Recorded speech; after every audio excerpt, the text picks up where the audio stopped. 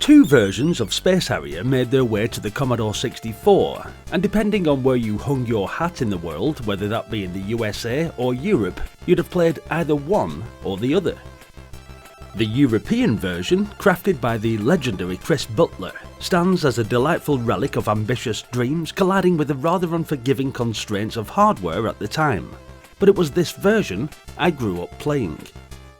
Admittedly, this one is much faster and harder than the US version, and has some very dodgy collision detection too. At the time, I had nothing to compare it to beyond the arcade original, but Elite's take on Sega's iconic game managed to deliver a fast-paced, heart-racing experience that, though far from arcade perfect, pushed the C64 to its limits, and had me glued to the screen from the moment it fired up.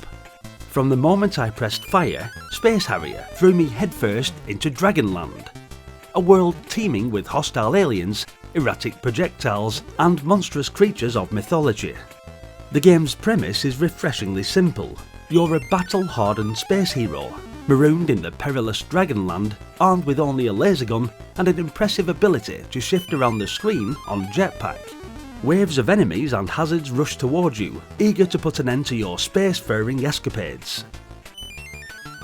Your adventure begins in the city of Moot, where alien hordes flood the screen and a rather irate dragon is waiting for you at the city's edge. Survive this, and you'll find yourself racing through ever more bizarre landscapes. From mushroom-filled fields to stone termite mounds straight out of a low-budget 80s sci-fi. At first glance, the game's visuals might make you wince. Compared to the arcade original, the graphics and sound were certainly still functional, but lacked the magic of the original.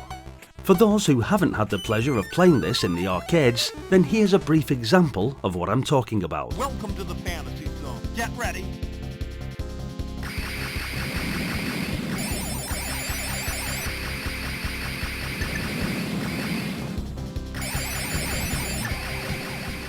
However, once you dive into the C64 version, you'll start to appreciate Chris Butler's Herculean effort to capture the breakneck speed, flight, and frantic adrenaline of the original arcade.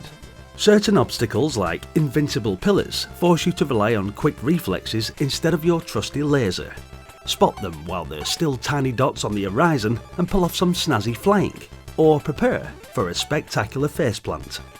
Each crash sends your pilot into a commercial cartwheel, and as your lives dwindle, you'll be muttering something like, "Oh dear," or maybe something a little less family friendly. But honestly, that frustration is half the fun. It means you care enough to keep trying. And back in 1987, I had a surprising amount of perseverance to push through the pain barriers some games love to throw at you.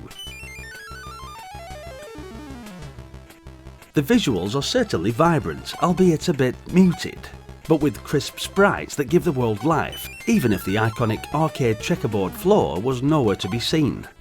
The US version had some sort of scrolling horizontal bar surface, but I wasn't losing sleep over missing that for the version we got here in the UK.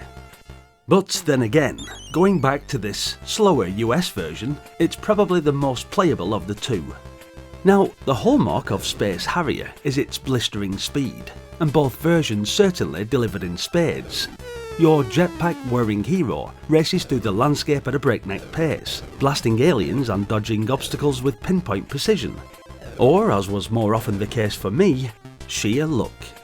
The controls are responsive, though using the C64 joystick to execute a diagonal dodge feels like trying to thread a needle while blindfolded. Still, the game's fluidity is impressive, and the sense of panic as enemies and obstacles swarm your position was as exhilarating as it was exasperating, especially playing this as a young kid at the time.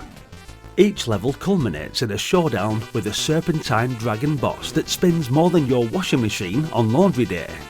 At first, you're racing against a timer that ticks down every time you collide with something, and trust me, you will collide with something eventually. When the timer hits 0, your remaining lives are the only thing standing between you and the dreaded Game Over screen. The C64 version deserves a solid round of applause for its sharp visuals and diverse settings. While the action is undeniably intense, the gameplay does start to feel repetitive after a few levels, reminding you that even Dragonland has its limits. And let's be clear, Space Harrier is tough. Between the blistering pace, hair-trigger collision detection and relentless waves of enemies, you'll likely watch your hero tumble into oblivion more times than you care to count. But that difficulty, it's part of the charm. Each death feels like a challenge to do better next time, and the addictive cycle of just one more go will keep you coming back for more. So fire it up on your Commodore 64 and give it a whirl. Your thumbs might not thank you, but your inner space hero certainly will. Thanks for watching, guys. Hit the like button if you enjoyed the video, and be sure to let us know your experiences with Space Harrier in the comments section. Did you have the UK or USA version as a kid? I'd be interested to hear your thoughts. Also, for more Commodore nostalgia just like this, then hit subscribe and continue with me on this epic adventure down memory lane. Welcome to the fantasy zone. Get ready! Or something like that. Hopefully, I'll see you all in the next one. Until then, bye for now.